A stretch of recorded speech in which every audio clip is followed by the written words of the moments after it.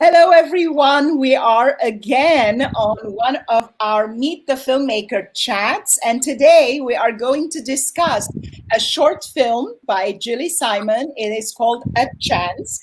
It is a lesbian story. And we also have a feature film, and we are waiting for the guests to arrive. But if they are not here, unfortunately, I will let them in as they come into the studio. Hopefully, they will turn up. It's a very interesting film about Stonewall with a T. It talks about the trans movement, not LGBTQ, but the trans movement, which is very, very important. Just now, we were doing the script readings, and part of the reason why I am mentioning that is because in the second half of the show, we are going to host the script finalists. We also have a script reading competition, and we have some of the finalist scriptwriters who are here with us. And the last script that we read in the previous previous session, which was on Zoom, it wasn't here, so don't think you missed anything, was about trans people. And it was very poignant. It was very touching. At some point, I had tears in my eyes, and I think this is a very important matter that needs to be discussed. But we have to wait until the guest gets there. So without further ado, let me introduce you to our two panelists, to our two moderators. We have Lucie Tripon and we have Natalie Gologorsky, who are also team members. So Lucie Tripon has been with the festival from its inception and has taken part in all the festival's 7 editions. She shares her time between New York and France. She has a master's degree in human rights and works as a freelance writer. In 2015, she wrote and produced a short film called Pink Dolphin, and we had the honor of screening that at the Socially Relevant Film Festival that year. She is currently working on a project as a playwright, and she recently acted in, she's a woman of many talents, in an independent film called Je ne suis pas blond, I am not blonde. And we hope that we will be able to screen it in the festival's edition next year. We have also Natalie Gologorsky on our team. She is an intern with the festival and has been in charge of sponsor and partner relations. But this last few weeks, when we transported the festival online, she's kind of being wearing many, many different hats, for which I am so grateful. Natalie is a sociology researcher and educator with a passion for children's and youth voices and learning. She recently completed her master's in sociology at the New School for Social Research, and prior to that, spent a year in East Oakland, California, working as an AmeriCorps math support teacher in an underserved public middle school. She has made some short films in high school and spent her childhood watching Turner Classic Movies on Sunday mornings. So now that I've introduced you, the moderators, let me say something quickly about Jillie here. We have a film called A Chance, which is the short film we are going to discuss. And Jillie is the main actress in it, one of the 2 main actresses. And she's also directed or produced. I'm mistaken. I produced it and I co-directed it and co-wrote the screenplay based on a short play that I was cast in. Okay, so I'm going to put producer and co-director. Usually it's understood that directors also write. So there you go. This is Jillie. Here you go. And we have Lucie. wave us so we know who is Lucie, and Natalie. And I leave you in you, all three of you, to discuss together. And I'm going to come back in a little later to talk a little bit more about the festival, since all three of you are involved with the festival, before we go to the next part of the show. Okay, Thank I you. hand it over. Thanks, Nora. Hi, Lucie. Hi, Natalie. Hey, hi, how are you? Hi, Jillie. Good, good. Hope you guys are well. Hope you're well. Very good. Very good, thank you. You're both in New York? Yes. Yeah. And you coming to us from Paris? From Not quite, but not far. Normandy. Ah, wow. Cool. Yeah. Must be beautiful out there right now. Yeah. No, it's very nice, and it's funny to be doing that together through the screen, while we usually every year have the chance to be together in New York. But that's what's happening this year. Jillie, it's great to have you back with the festival for film. Thank you so much. It's great to be back. Yeah, and that's the one advantage of doing these online things, which are kind of technically hairy, but at the same time you can be in Normandy, and we get to do it still. Yes. They are. And viewers can be from all over too. So hello, any viewers from all over. Yeah. Yes. No, for sure. Do you want? So let's start. Let's go. So you want to tell us about the film? Why did you decide to make the film? What was? Why did I decide to make the film? Why did you decide to look through the gender issues this time? What make you look into that issue? What was the motivation, and how did you get the story written? What was your connection to the story? Tell us everything. Okay. Well, I was cast in this play. It was a short 10-minute play, and it's interesting because the playwright had written it as man and woman, and then he decided, he asked me to do it, and he asked this other actress that he knew from a actor-writer workshop. He knew Karen Irwin, and he said, I think that you two, because your personalities are so different, you would be terrific as the ex-lovers. And I said, oh, cool.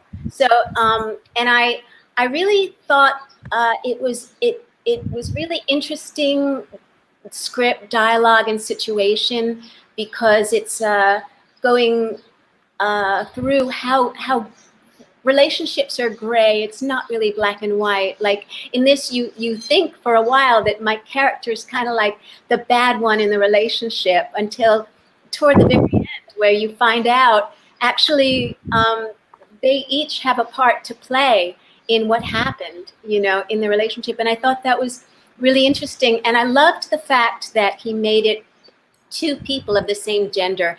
And I thought it would be really valuable to make and represent two women in love who love just sometimes it stays, and just because you break up, it doesn't, you still have feelings for each other, sometimes strong feelings for each other.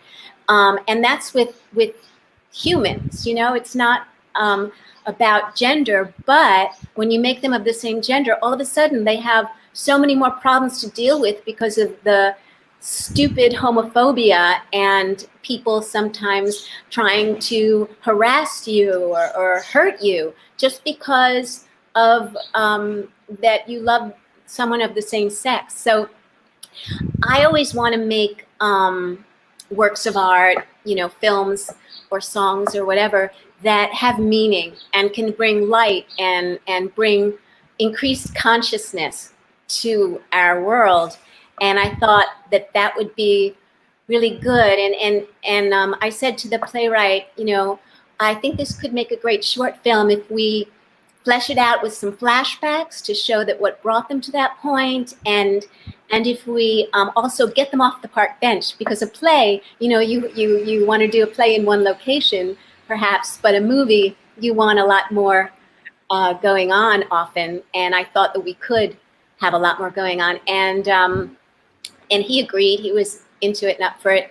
So yeah, I thought this was important, and I feel like it was really good to represent marginalized communities. It is good, not was. It's really important to represent marginalized communities. Someone came up to me after a screening in Florida this year and was like, "Thank you so much. It meant so much to me to be see people, to be represented on screen." So I felt like, yeah, this is that. Yeah, that I did what I felt was important to do. Yeah, that reminds me, Jillie. There's a lot of talk today in the media. I'm sorry, I think my microphone's echoing. Natalie. There's a lot of talk in the media today about how there's increased representation in film and television of gay people, like gay men, in movies and television shows, but lesbians are still less common. So I think it is really interesting that you guys chose to have this film be about two women in a relationship specifically. What do you have to say about that? Yeah, I agree, and in the cast and crew, we had actually a large number of people of lesbian and actually transgender in part of the post-production. And I mean, we wanted to make it really, to bring in a lot of as much of the community that we could. So yeah, I think, everyone should get to see themselves. That's the thing about, like, with Black Lives Matter, that there have not been enough, people of color in the last how many years of movies and stuff, and representation, so that a little child sees themselves. Or like, we just did the reading, and there was the transgender, the girl, Rachel, and if you're 8 years old or whatever, and you see yourself represented, you're like, I'm not alone. And that's really important, especially for children.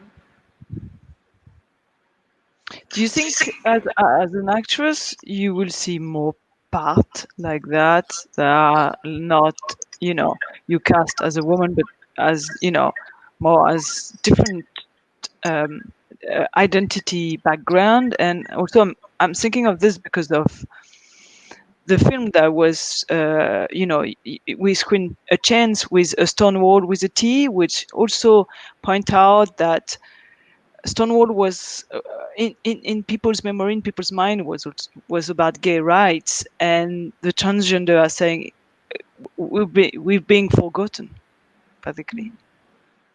Yeah, and speaking of violence, I mean, oh my God, there is so much violence against people in the transgender community. It's horrific. So yeah, I mean, so you think as an actress you will, there are more parts, there are more, it's changing the way we represent the genders in films? That will change, there will be more they will see more diversity? Oh, I don't know. I don't know. I mean, I know that for me, I am, like, personally, I am a tiny minority. And so if I were only to play the my actual minority self, I would work very little. And I've been told, I was told years ago by someone, oh, you're too ethnic, and they said to and use my husband's name because my last name was so ethnic, and they wanted me to hide my ethnicity. And I don't think that is anymore in 2020. But I mean, it's hard for a person who does not look like, or has not looked like, the standard.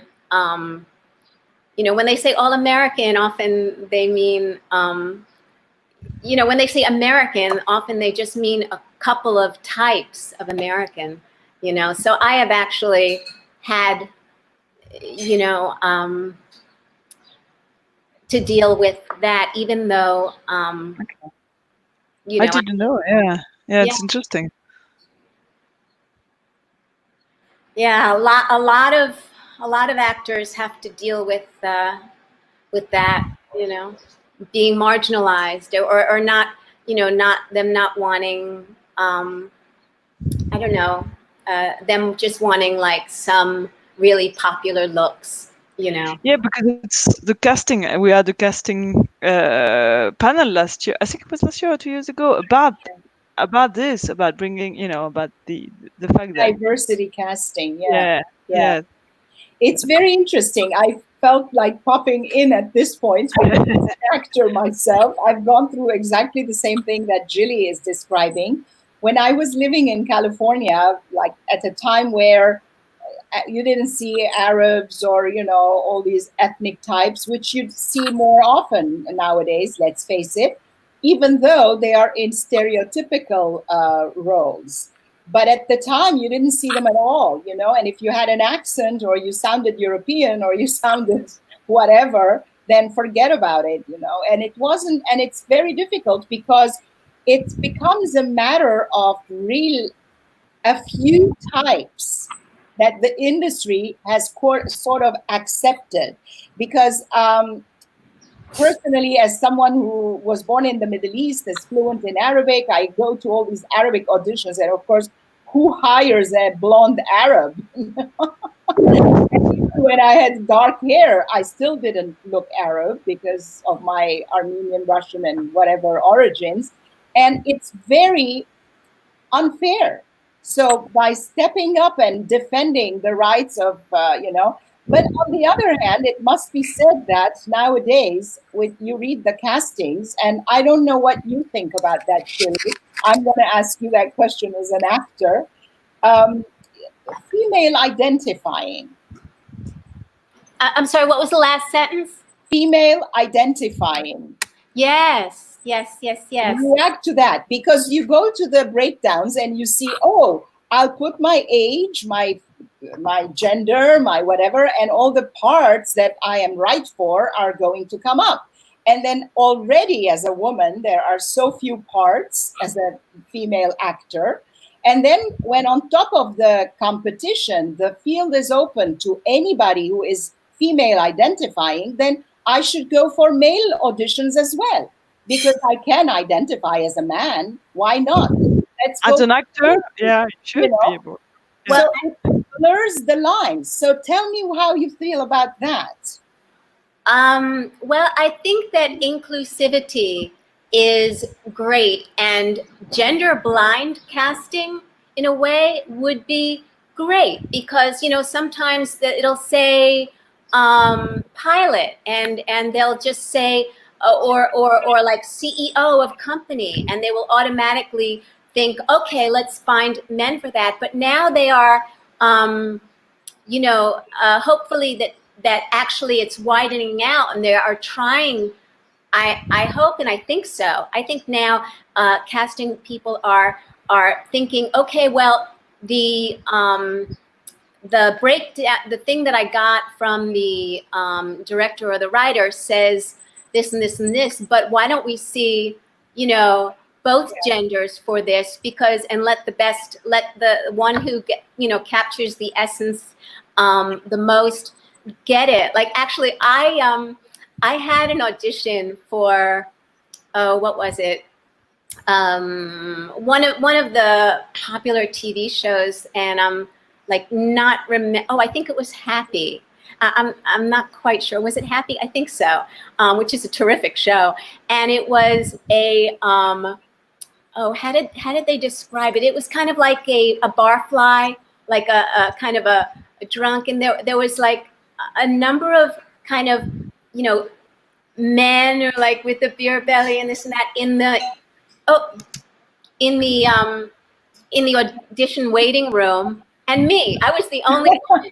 But I was, you know, my agent had said to me for a different role, she said, get me a picture of yourself where you look like you could play someone who's like a street person drug addict who's like with a guitar, because I play guitar, and like, you know, with a guitar next to you, but you're a little strung out. So I got her a picture for that.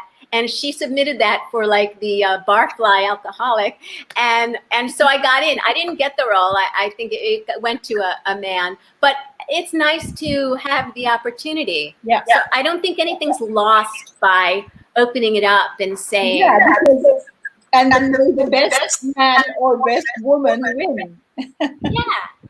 Well, I have another member of our festival team. This looks like it became the festival team, live chat, because as I said, we were expecting a guest from Stonewall with a T, a transgender woman, Tanya Walker. Unfortunately, she has been caught somewhere in the ether of all the links and things, or maybe forgot about it, or had some other engagement. Who knows? I will find out later. So I have Ching here, who is one of our team members, and I will let her in so she can chime into the conversation. Hello. Hi, everybody. Hi, Great to see you. So Great this to is the part of the festival team. It's not everybody.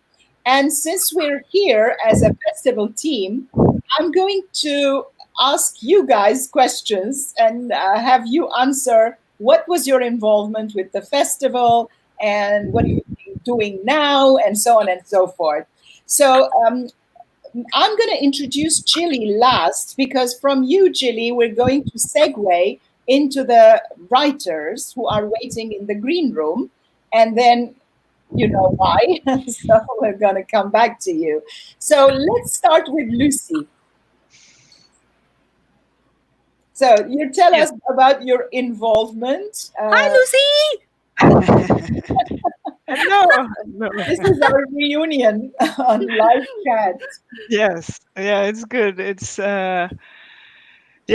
have been together for so many years now in that festival, and it's a different setup, it's different time, it's different, maybe, we don't know, different world, we don't know, but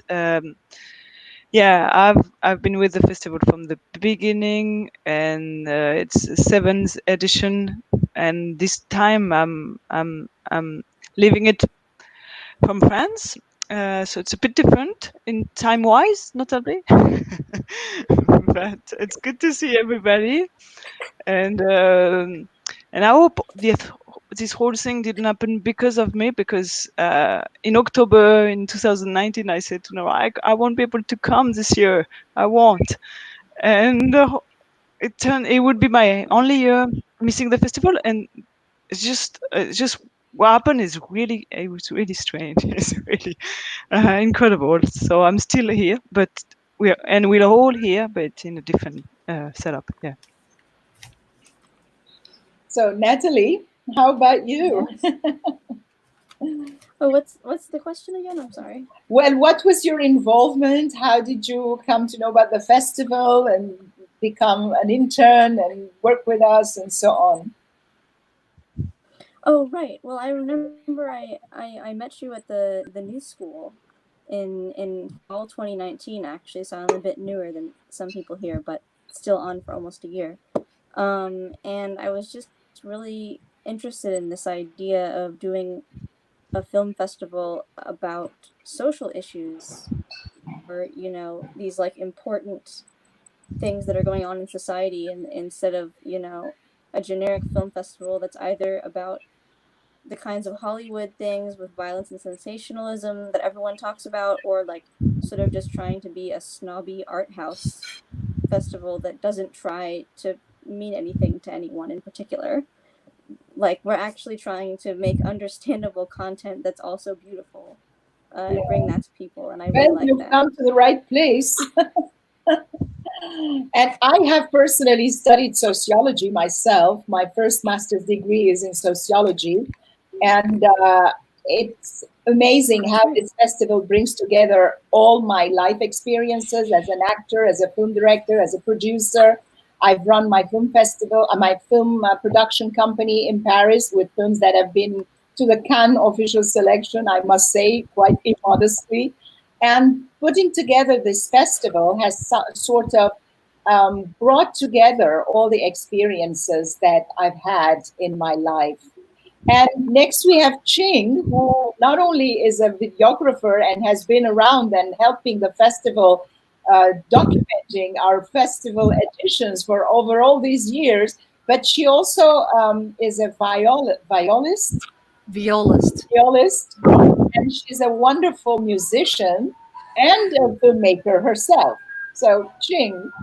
Yeah, thank you. Wow, it's been a while. I think back. First time I met, uh,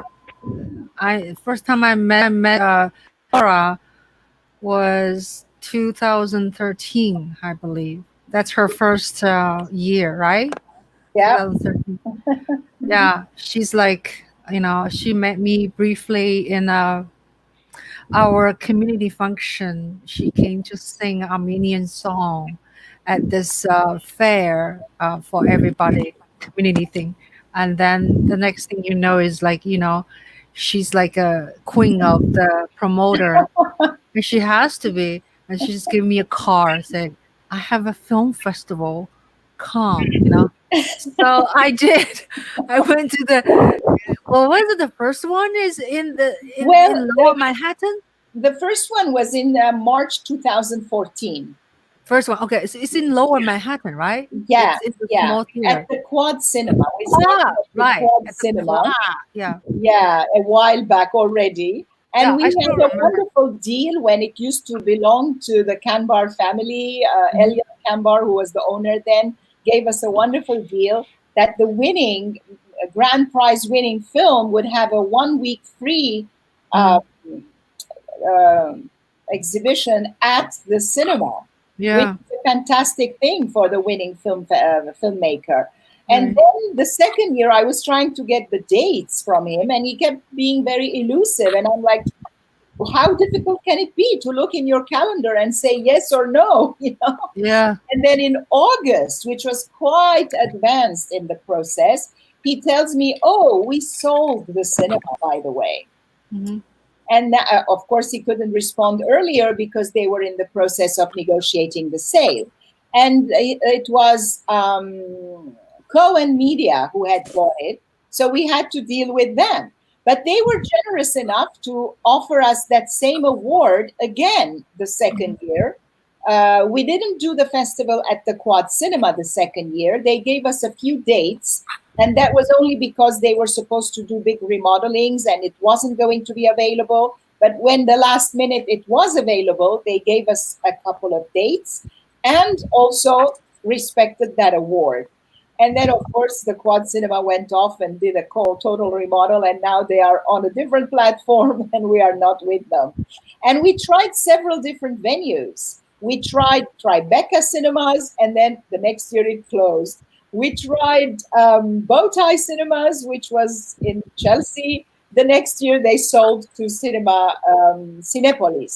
We tried Cinepolis next year, which was great. And then they go, oh, by the way, next year we're remodeling. And I'm like, oh my God, what do we do? So we went to Cinema Village.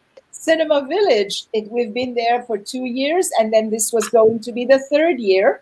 But we were going to open at the Lincoln Center this year and then move to a few college campuses and land at Cinema Village the last 3 days of the weekend. But of course, everybody knows what happened in March. And now we are online. Hopefully, next year we'll go back to our cinemas. But I am quite liking this online version, to be honest. And we might end up doing a mix of the two, because through this platform, you are reaching a lot more people internationally. And you're not limited to the people who would be in New York to come and attend. So I'm going to introduce Jillie. I'm not done yet. I'm not done yet. Oh, sorry. I'm not done yet. So we're talking about like my involvement. So I just started how I met you, and so I just want to talk about. Yeah, no. I wanted to talk about like I have been involved in your festival, and I think thanks to you to believe in me about showing my short films, Lingering Time, and also that moment at 2015 and 2017. And also the involvement I do is I'll come to your house for Christmas party and I drink. That's one of my goals. And we dance. Yeah. And then I do video. I do video for lots of your events, and also I do a workshop called How to Make Films by Using iPhone a smartphone. So I'm good at that smartphone making film production, and I've done lots and lots of films on that. So yeah. So but I salute you, because I don't know how am I going to do, because when I produce concert, I produce, say, I don't know, 20 concert a year spread out, chamber music concert, different venues. And you do this every single year, right? At a week, during the week, or 1 week or 2 weeks, whatever the time, you have to take care of so many films. You have to take care of so many venue issues, and it's enormous amount of work. And yeah, so you are amazing. Thank you. This is so kind of you to say that. It is an enormous amount of work. It is 24/7. It is like I sleep at 4 a.m. and wake up at 8:30, and I'm texting Natalie, we have to do this, we have to do that. Right. Sometimes I text her at 4 a.m, and I asked her, I said, is your phone on in the middle of the night? I don't want to beep or do something, but when I get an idea or something that we need to do, I don't want to forget about it. So I have to text it right away. And Lucie has been extremely helpful with all the panel organizations, sending the emails. And Jillie has a huge load on her shoulders. So without the help of everybody, this festival cannot happen. But it's true that I work 24/7 only because I strongly believe in the importance of such a festival by bringing films that deal with social issues, shining the spotlight on these important matters that nobody else might want to talk about because they're not commercially viable or money-making or this and that. So I think this is a mission that we have to continue to defend. And I want to take this opportunity to thank our filmmakers. Every single filmmaker that has brought us a film in the past 7 years needs to be applauded and thanked and revered, because without films, without filmmakers, there is no film festival. I could do my one-woman show, but I cannot do a film festival. So I really thank you all. Thank you so much. And Jillie, we come to you. So before I put you the hat of readings organizer, I want to ask my two moderators if they have a question for you as the actor or the producer, director, writer of A Chance before we move on to the next section. Oh, sorry, Natalie. No, please. I was saying, any questions? I think I asked most of the question. I just was wondering, are you going to do something with the film or move on to another project? Oh, I'm not going to be making a feature out of it, if that's what you mean. It's going through the festival circuit. It's gotten into like 10 so far, and we are gonna keep doing more festivals, and then I'll find a distributor for it and put it out into the world, with go fly and be well, and I am going to be trying to make a feature film happening, but not sure yet which one that is going to be. I have actually I've been working on, I was working on a feature length, like to extend Hungry into a feature length. The film that I had in my first film in this festival, which is, for those who don't know, I know you all know, it's about the urgent need to feed hungry children, and a school teacher finding out about the cuts to the SNAP program, which was causing children across the country to go hungry, which of course is not stopped happening. It's still happening. And the urgent need to speak out and raise your voice about things that are wrong. So this feature version is called People Power, or how to fight the sociopaths and save the planet. But I'm not, that's like sort of sitting, I haven't even had a chance to work on that in months. So we'll see. I'm not sure what's coming next. And I also have like a couple of films that I have been cast in as an actor that will be coming up, feature films. So I'll see what I can do. That is great. Thank you so much, Jillie. And I must say that I was in that film as a terrible, horrible, very nasty, very, what can you say, cruel nutritionist who takes the kids' lunch away and tosses it in the trash. Yes, the cafeteria, the lunchroom manager, who was actually based on a real person who did exactly that, took the child who didn't have their lunch balance up to snuff and threw out the food, the good food, while the hungry child was like, Terrible. So I want to take this moment and talk to you about films who give us DVDs, and you can enter to win any of these talks that we are having. If people are signed up and entered to win on our website, a winner per session is going to be selected.